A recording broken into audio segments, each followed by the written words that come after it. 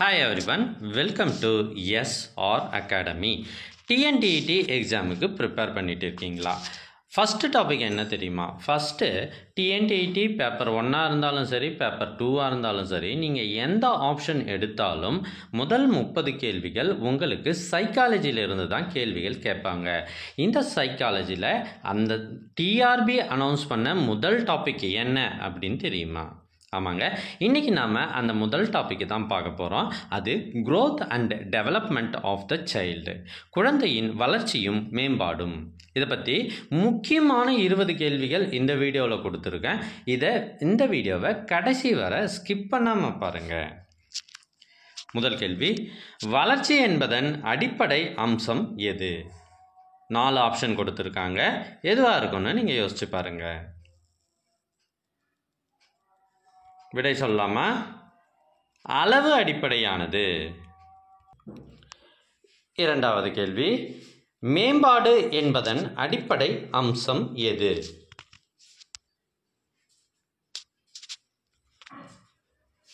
விடை தர அடிப்படையிலான மாற்றம். நல்லா கவனிங்க, வளர்ச்சி என்பது அளவு அடிப்படையிலானது, ஆனால் மேம்பாடு டெவலப்மெண்ட் அப்படின்றது தர அடிப்படையிலானது. மூன்றாவது கேள்வி, செஃபலோகார்டல் பிரின்சிபல் என்பதன் பொருள் என்ன?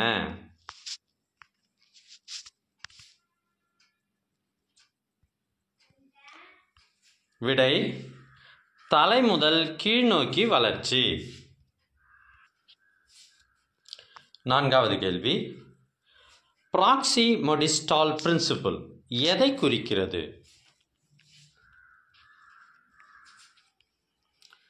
மையத்திலிருந்து புறம் நோக்கி. செஃபாலோகார்டல் அப்படின்னா செஃபலோ அப்படின்றது தலையை குறிக்கும், ப்ராக்சிமோடிஸ்டால் அப்படின்றது மையத்திலிருந்து அதை குறிக்கும்.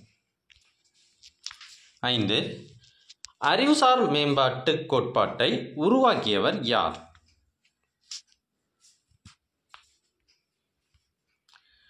பியாஜே.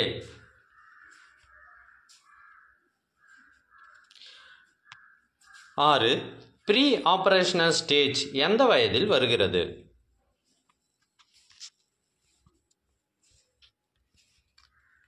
விடை 2 to 7. 7, சைக்கலாஜிக்கல் டெவலப்மெண்ட் கோட்பாட்டை வழங்கியவர் யார்?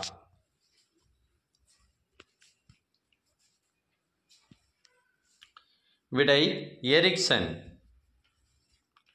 8, ஐடென்டிட்டி வெர்சஸ் ரோல் கன்ஃபியூஷன் எந்த பருவத்தில் நிகழ்கிறது? விடை இளமை, 12 to 18. 9, மொழி வளர்ச்சிக்கு முக்கியமான உறுப்பு எது? விடை மூளை. 10, ஜோன் ஆஃப் ப்ராக்சிமல் டெவலப்மெண்ட் கருத்தை சொன்னவர் யார்? விடை வைத்தோஸ்கி. எங்ககிட்ட டிஎன்டிஇடிக்கான previous year question papers paper 1க்கு 4 செட்டும், பேப்பர் 2க்கு 8 செட்டு கொஷின் பேப்பர், இதுக்கு முன்னாடி நடந்த ஒரிஜினல் கொஷின் பேப்பர் 8 செட்டு ஆன்சரோடு இருக்குது. இந்த பிடிஎஃப் உங்களுக்கு வாட்ஸ்அப்பில் வேண்டுமா? இதை ஜிபே மூலமாக பெற வேண்டுமா? அதுக்கு நீங்கள் ஸ்க்ரீனில் தெரிகிற இந்த நம்பருக்கு காண்டாக்ட் பண்ணுங்கள். வாட்ஸ்அப் மூலமாகவோ தொலைபேசி மூலமாகவோ காண்டாக்ட் செய்யவும்.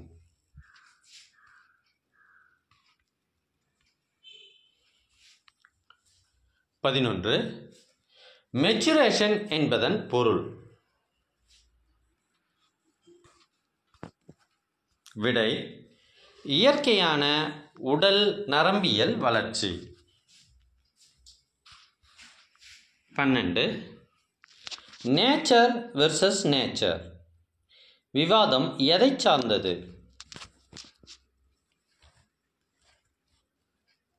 விடை மரபியல் சூழல். அடுத்து 13லிருந்து 20 வரை நாங்கள் ஹையர் ஆர்டர் திங்கிங் கொஷின்ஸ் 8 எடுத்திருக்கோம். இது என்னென்னா கொஞ்சம் டிஃபிகல்ட்டி லெவல் அதிகமாக இருக்கும். ஸோ கஷ்டமாக கேட்டாலும் நீங்கள் சைக்காலஜியில் மார்க் எடுக்கிற மாதிரி இருக்கும். ஒரு ஆசிரியர் 10 வயது மாணவருக்கு மறைமுக சிந்தனை அடிப்படையிலான கேள்விகளை கேட்கிறார். பியாஜேவின் எந்த நிலையை அந்த மாணவர் சேர்ந்திருப்பார்?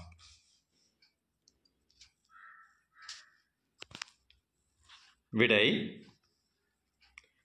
Concrete operational. Option C. மாணவர்கள் சமூக பொறுப்புணர்வுடன் நடந்து கொள்வதற்கு எரிக்சன் கோட்பாட்டில் எந்த நிலையை வலுப்படுத்த வேண்டும்?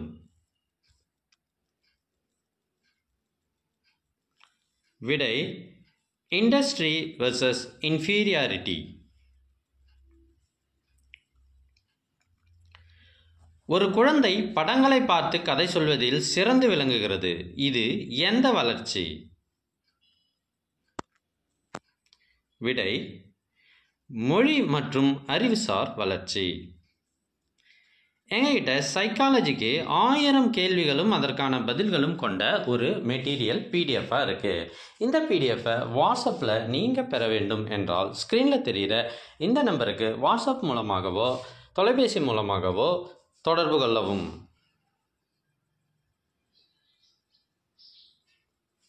16. ஒரு மாணவன் தன்னுடைய தோழர்களுடன் எளிதில் தொடர்பு கொண்டு குழு பணியில் ஈடுபடுகிறான். இது எந்த வகை வளர்ச்சியின் உதாரணம்?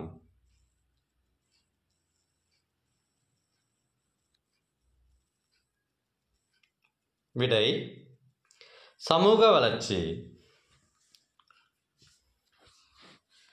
ஒரு ஆசிரியர் மாணவரின் திறன்களை அதிகப்படுத்த ஸ்காஃபோல்டிங் பயன்படுத்துகிறார். இது எந்த உளவியலாளரின் கருத்து? விடை வைத்தோஸ்கி. 18. ஃபார்மல் ஆபரேஷனல் ஸ்டேஜில் மாணவர்கள் எந்த திறனை மேம்படுத்துகிறார்கள்?